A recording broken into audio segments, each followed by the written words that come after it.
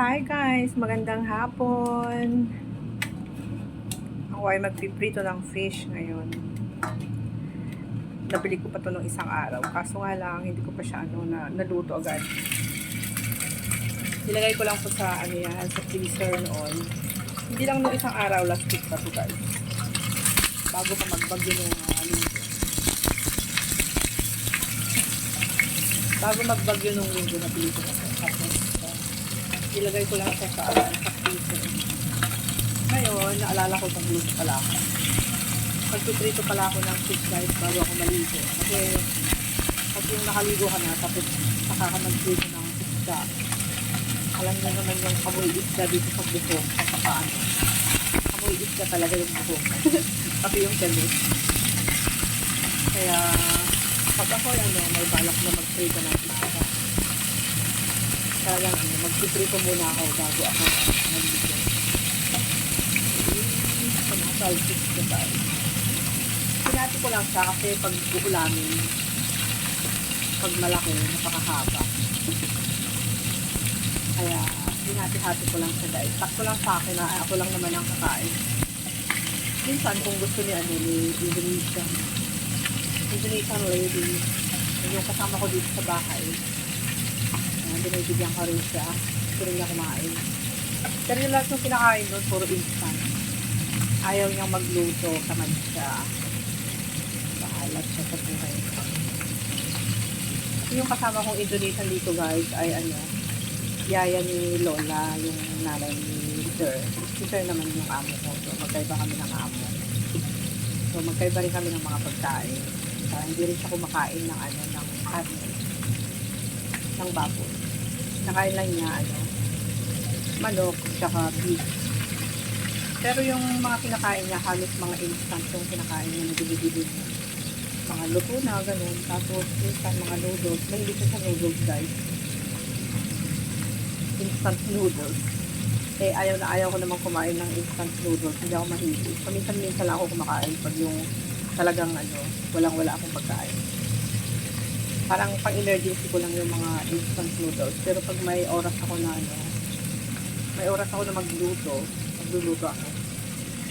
Ayaw ko yung mga instant noodles. Ayan yung aking ista. Hindi ba ganda yung pagka-slice ko? Kasi hinati ko siya. Okay lang. Ako lang naman yung kakain. Kasi minsan, ang nakakain ko lang yung kalahati. Tapos may kasama siyang gulay. Ganon.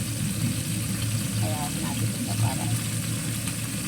para mabilis din maluto pag kalahati lang. Kasi pag yung mahaba minsan, tagal prito.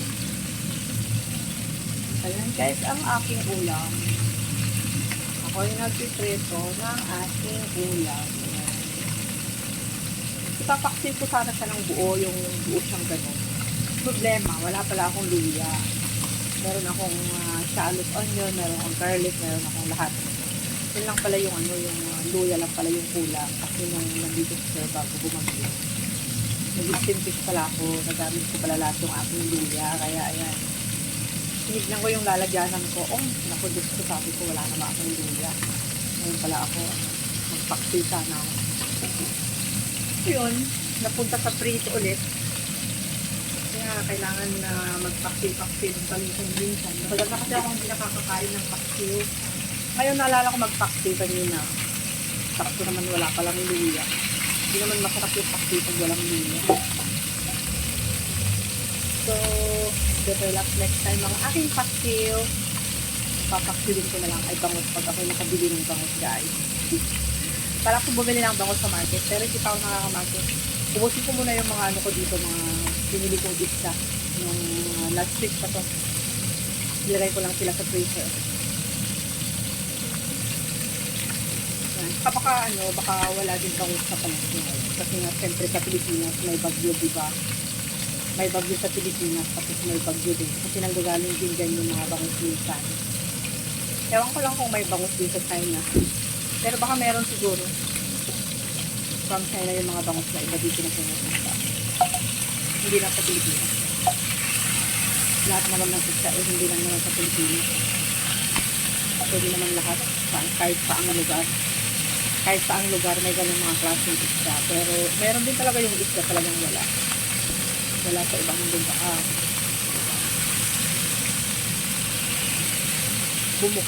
Bumuka yung aking prinito na ulo.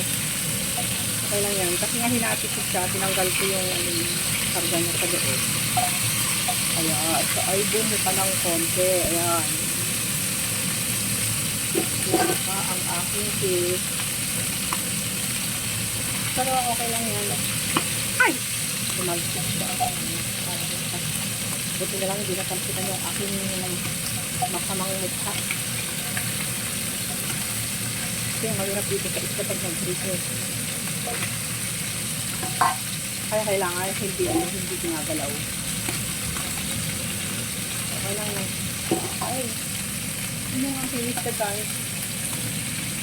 Siyempre ulamin ko mamaya yan. Mamayang hapon. Mamayang dinner kasi mag-dinner na pala no, nung oras na ba is 4:35. Yung live ko is malapit na. Kaya magprito muna ako ng isda and then maligo. Tapos ko magprito kasi hit na hit ko yung amoy ng ng prito dito sa aking damit saka sa aking ulo. Dumidikit. Kaya kailangan kung balak nyo magprito guys, magprito muna kayo bago kayo maligo. Hindi yung maliligo muna kayo bago kayo magprito. Diyos ko yung amoy ng ulo kasi yung amoy ng isda pupunta dito sa buhok. Eh ayaw na ayaw ko yung yung amoy na yun dito sa buhok pagkatapos ko maligo tapos basa pa yung buhok ko andun yung prito, amoy prito yung ulo mo. Diba? So talagang ako'y nagpiprito muna bago ang lahat. Bago ako'y maligo. Ganon. Para hindi sayang yung aking conditioner at yung aking shampoo sa aking buhok. So, yun lang guys. Thank you for watching. Thank ko muna to. May dalawang dito hindi na ilagay na nabuntot ng ating prinito. Sarap ng ulam ko mamaya. Lagyan ko siya ng kamatis. Sarap. I-crispy nga. Gagawin ko ang crispy yung kanyang ulo. Yan. Tapos yung ulo yung mga unahin kong kainin mamaya. Yan guys. O, diba?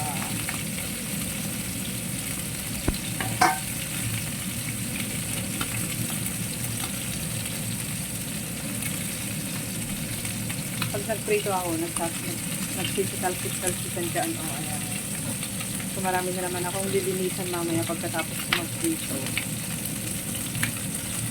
Yun lang ang nakakainis pag nagprito. Nagsasalsik-salsikan dyan o sa may paligid ng kalan. Diba? Kasi pag tatakpak ko naman to, hindi maganda eh. Parehas lang din. Okay lang. Okay lang na ganyan at okay lang na ako maglinis ng mga talsik dyan.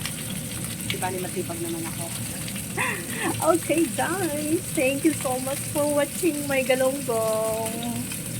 Ayan, malapit na maluto. Meron pa ako lalagay dito dalawang Bakit ko pa ilagay? Lagay ko na natin. Ayan. So, i-crispy ko yung ulo para masarap. Kasi bumuka siya eh. Hinati ko kasi sa gitna. Tinanggal ko yung kanyang intestine kanina. Yan, kaya medyo nagulat ako. Mansip yung bago. Ayan.